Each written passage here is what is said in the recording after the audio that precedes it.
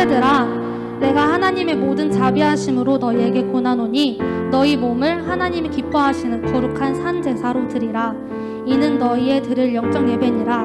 너희는 이 세대를 본받지 말고 오직 마음을 새롭게 함으로 변화를 받아 하나님의 선하시고 기뻐하시고 온전하신 뜻이 무엇인지 분별하도록 하라. 내게 주신 은혜로 말미암아 너희 중 각 사람에게 말하노니 마땅히 생각할 그 이상의 생각을 품지 말고 오직 하나님께서 각 사람에게 나눠주신 믿음의 분량대로 지혜롭게 생각하라. 우리가 한 몸에 많은 지체를 가졌으나 모든 지체가 같은 직분을 가진 것은 아니니 이와 같이 우리 많은 사람이 그리스도 안에서 한 몸이 되어 서로 지체가 되었느니라. 로마서 12장 1절에서 5절 말씀. 아멘. 우리는 주님의 몸된 교회입니다. 우리는 그리스도 안에서 하나 된 공동체입니다. 우리 함께 주님을 찬양합시다. 우리는 주의 움직이는 교회. 우리는 주의 움직이는 교회. 이곳은 주님을 위한 자리. 내가 기도하는 모든 땅에서 하나님 예배받은 그날을 고대하네. 처음부터 우리는 주의 움직이는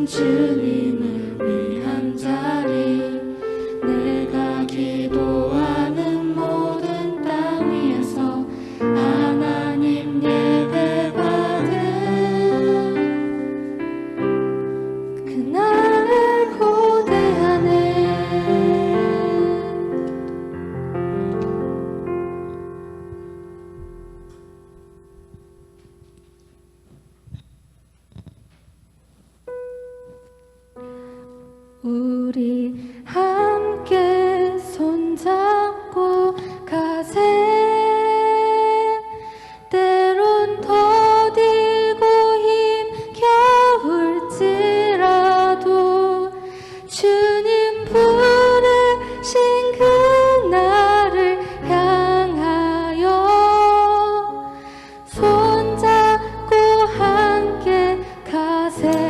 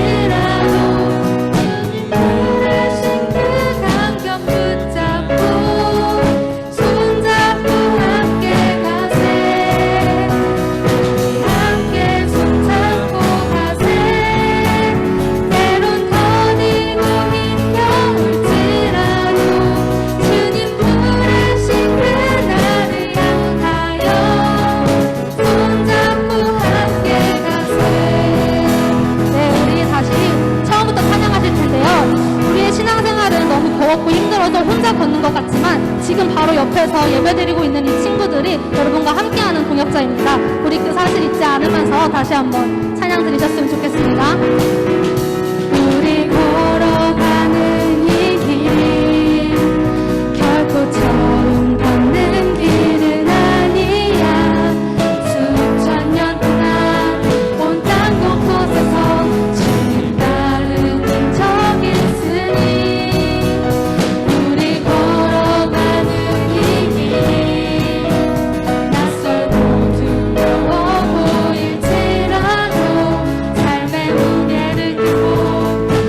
흘러들어오는 주님과 내 생명을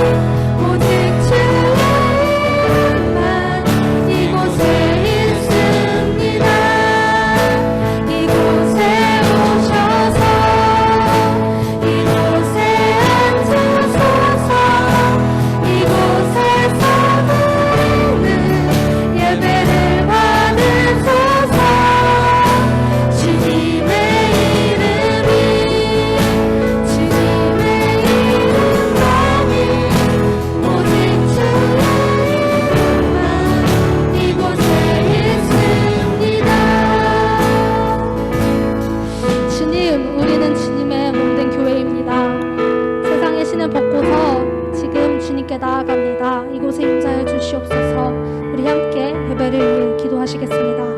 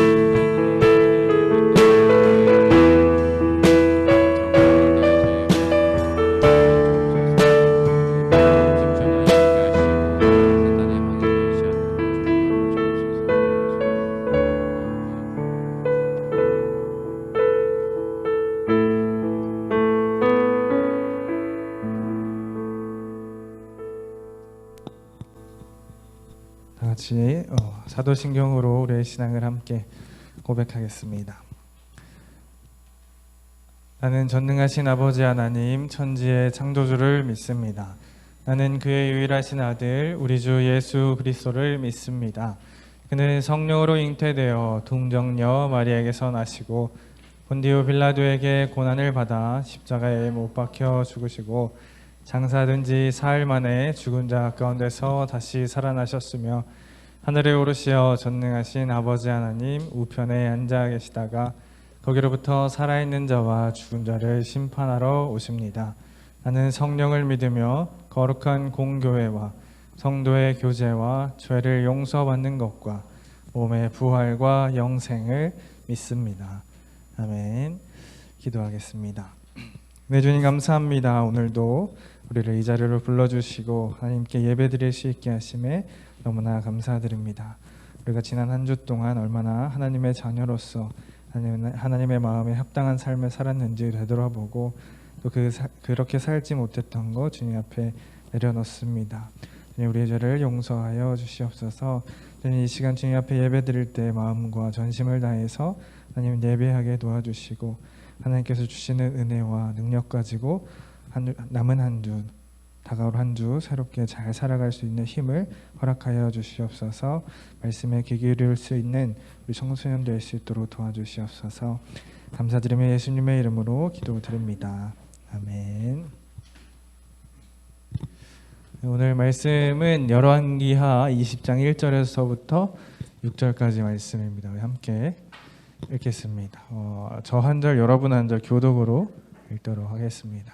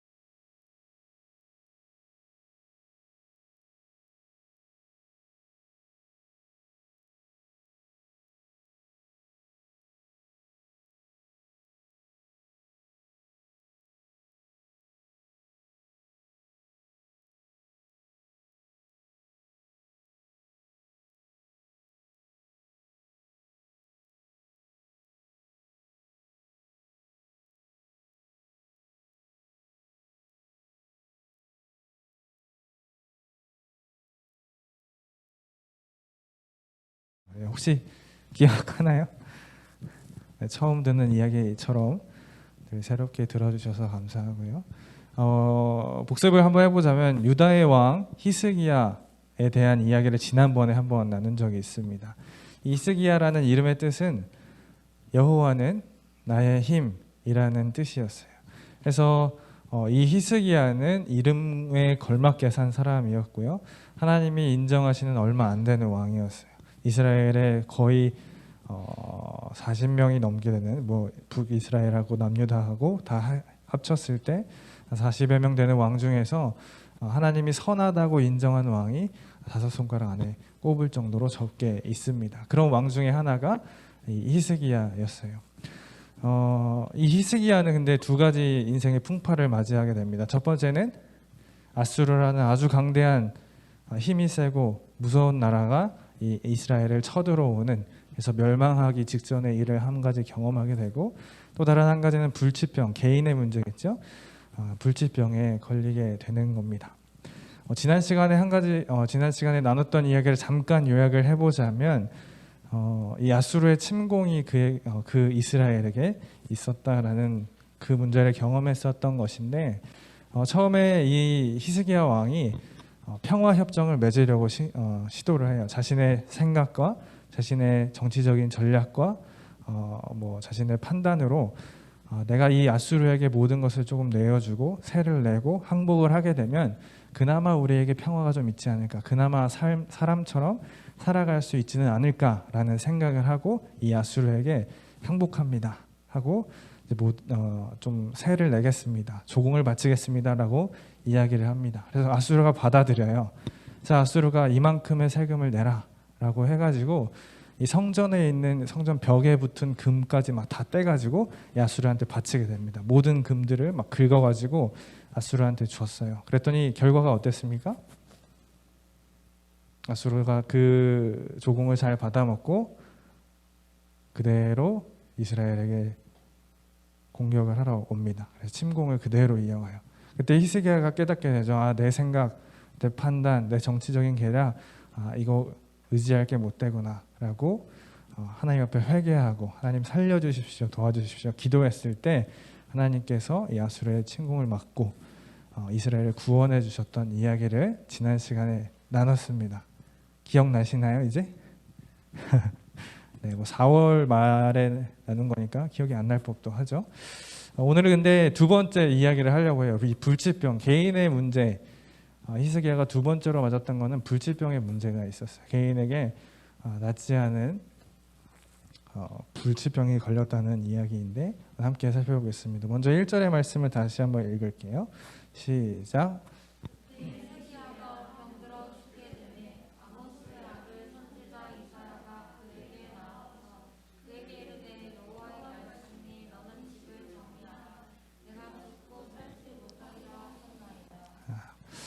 히스기야가 이제 평화로운 시기를 보내고 있었는데 어떤 하루에 아모스의 아들 선지자 이사야, 우리가 잘 알고 있는 이사야 선지자가 그에게 나아옵니다. 그리고 나서 하는 말이 있어요. 너는 집을 정리해야 되고 너의 삶을 정리해라 라고 이야기를 합니다. 그래서 여호와의 말씀이 너는 집을 정리하라, 네가 반드시 죽고 살지 못하겠다라는 이 하나님의 말씀을 선지자를 통해서 직접적으로 듣게 됩니다.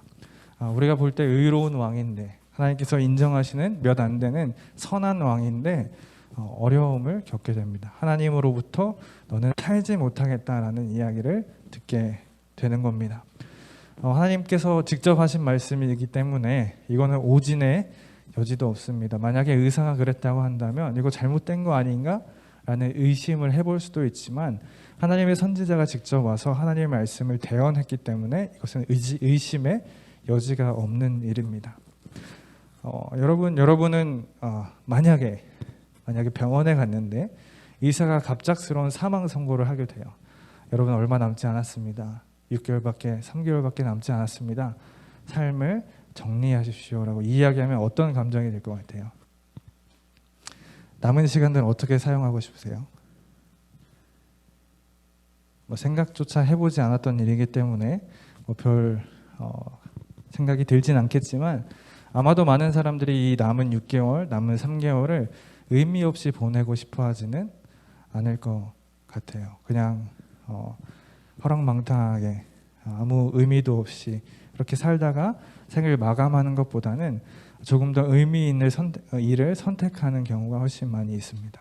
그래서 내가 좀 소홀했던 사람들, 가족들, 친구들 좀 돌아보기도 하고 그동안 감사했던 거, 표현 못했던 거 감사의 표현도 하고 내가 잘못했던 거 용서도 구하기도 하고 하면서 의미 있는 시간들을 보내려고 굉장히 노력을 많이 한다고 해요.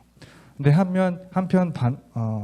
다른 한편으로는 그러한 삶을 좀 의미 있게 정리하려고 노력하는 반면에 좀 악한 감정이 들기도 하지 않겠습니까? 원망의 마음이 좀 들지 않기도 하지 않을까 싶습니다.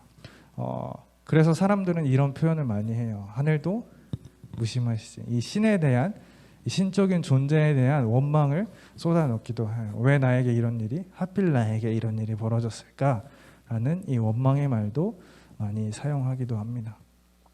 게다가 우리와 같이 신앙생활을 하기도 하고 또 신앙생활을 굉장히 전심을 다해서 열심으로 하는 사람에게 이러한 일이 벌어졌다, 얼마 살지 못한다는 이 불치병이 생겼을 때 많은 사람들이 그때 믿음을 잃기도 해요.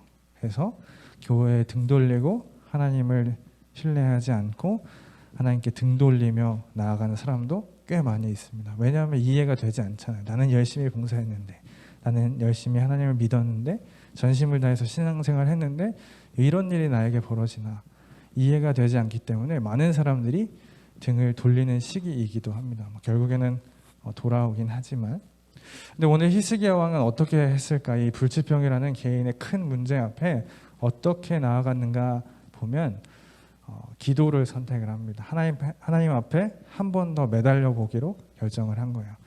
특별히 말씀을 보게 되면 벽을 향해 무릎 꿇고 기도했다라고 이야기를 하고 있어요. 이것은 어떤 의미가 있습니다. 일단 말씀을 먼저 읽을게요. 2절, 3절 함께 읽겠습니다. 시작.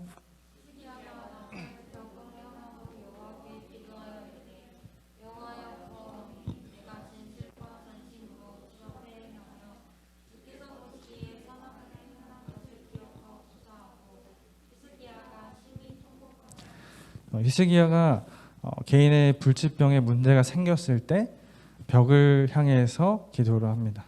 앉아서. 그래서 이 그림을 보게 되면 이 사방이 좀 막혀 있죠. 이것은 의미가 있습니다. 내가 벽을 보고 기도한다는 것은 모든 것을 차단하겠다는 의미가 있어요. 그래서 내 생각, 내 의지, 내 지식, 내 경험, 또 내가 할 수 있는 모든 것들, 방법들 다 내려놓고 우선적으로 하나님 앞에 나아가서 하나님께 매달리겠습니다라는 의미가 담겨 있습니다. 히스기야가 한번 경험했잖아요. 지난번에 아수르라는 강대국이 쳐들어왔을 때 자신의 방법대로 막 이것저것 노력해봤는데 결국에 무너지는 것을 보고 경험을 했습니다. 내가 의지할 거 하나님밖에 없구나라는 것을 깨달았던 거예요. 그래서 히스기야는 왕이니까 얼마나 좋은 명의들을 데리고 올 수 있겠어요? 얼마나 많은 재산으로 이웃의 타국에 있는 명의까지도 좋은 의사들도 다 데리고 올 수 있는 능력이 있음에도 불구하고 히스기야는 벽으로 나아가서 무릎 꿇는 것을 먼저 선택을 합니다. 내 모든 것 차단하겠습니다. 하나님만 먼저 의지하고 하나님께 먼저 매달리겠습니다라는 의미가 담겨져 있는 겁니다. 그래서 벽을 보고 기도한다라는 것은 모든 것을 차단하고 하나님 한 분만을 바라보며 기도하겠다라는 의미가 있어요.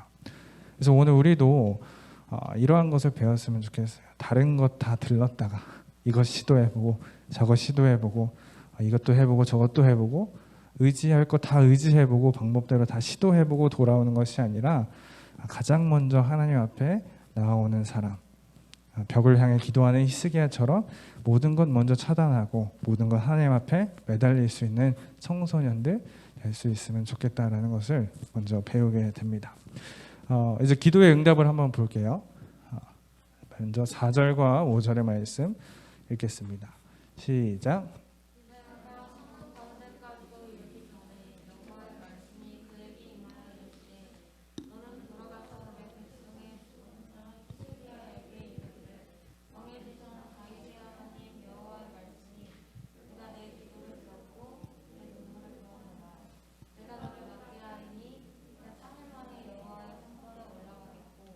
여기까지 6절까지 시작.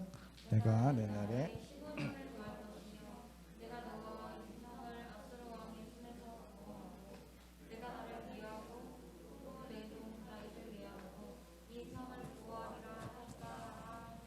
네, 이게 기도의 응답이었어요. 이사야 선지자가 성읍을 빠져나가기도 전에 가운데까지 가기도 전에 하나님 바로 응답하시는 장면입니다. 근데 우리가 주목해 볼 게 있어요. 여기서 빨간 글자로 써놨는데 내 기도를 들었고 내 눈물을 보았노라라는 말입니다. 성경을 읽다 보면 하나님께서 눈물의 기도를 많이 들으시고 하나님께서 부르짖는 소리를 많이 들으신다라는 내용들이 굉장히 많이 있어요. 하나님 뭔가 눈물에 약하신 분 같아요.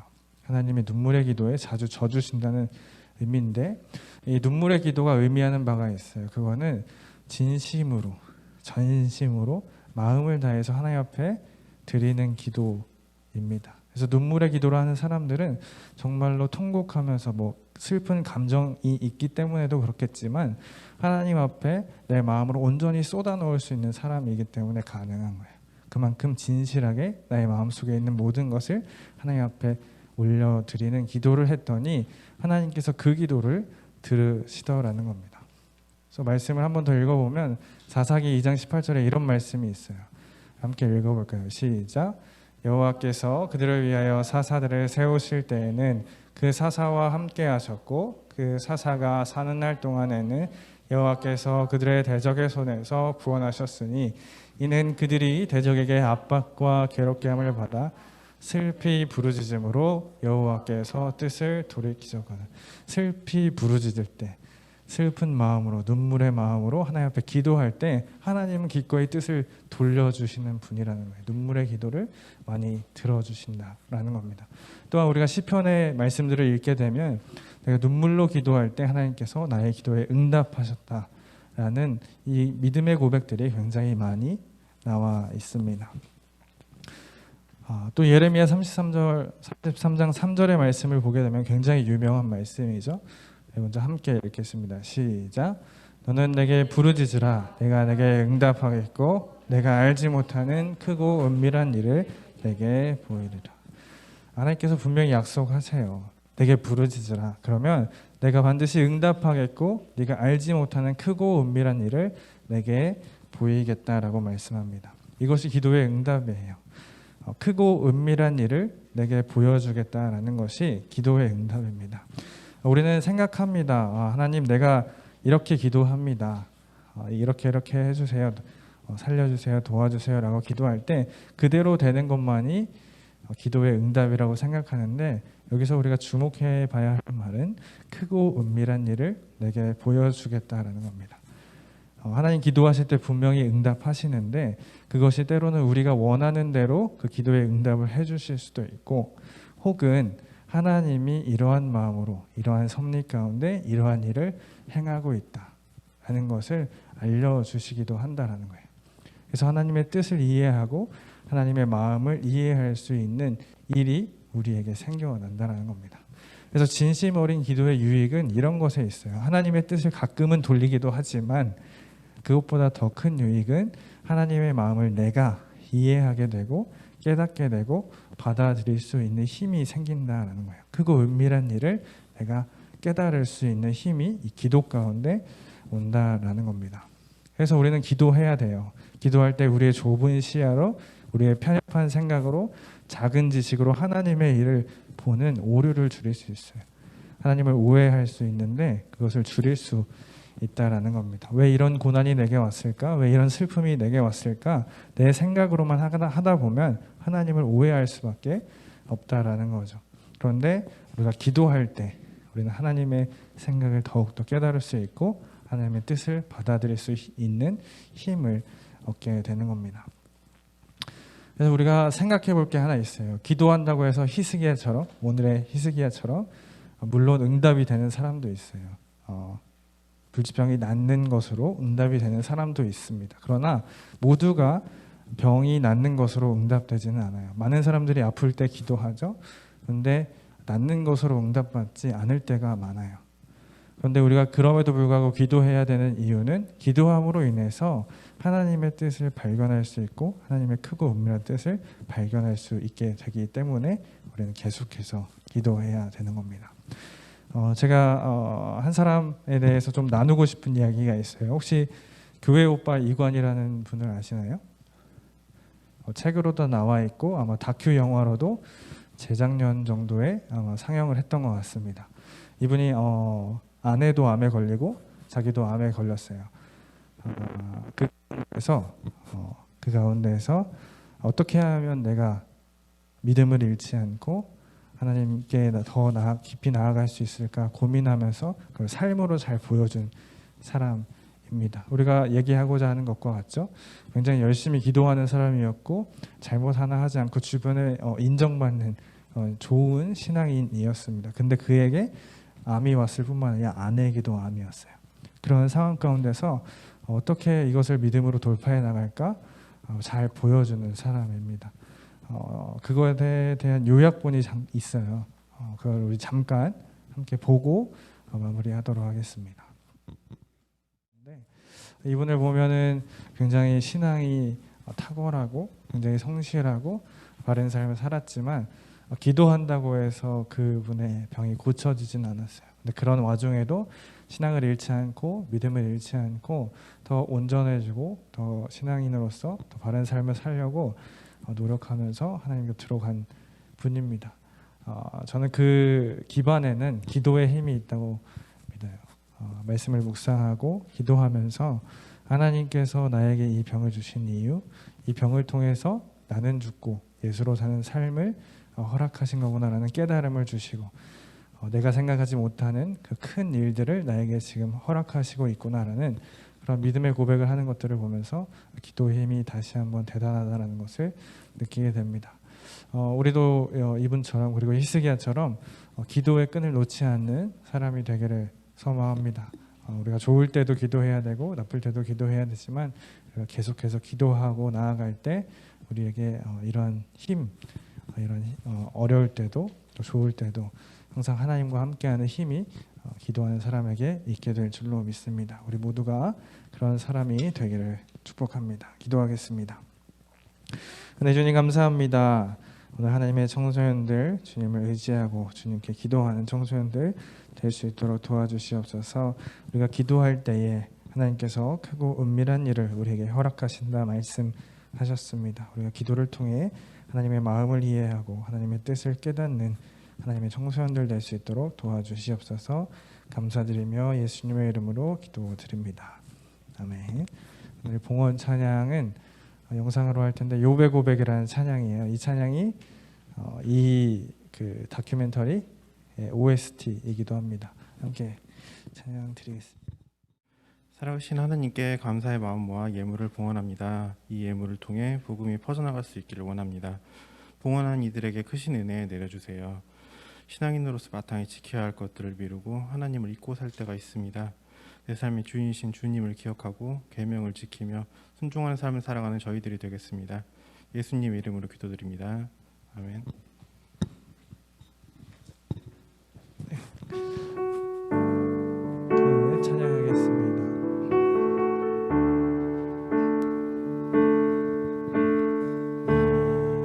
이곳에 생명샘 솟아나 눈물 홀짝 지나갈 때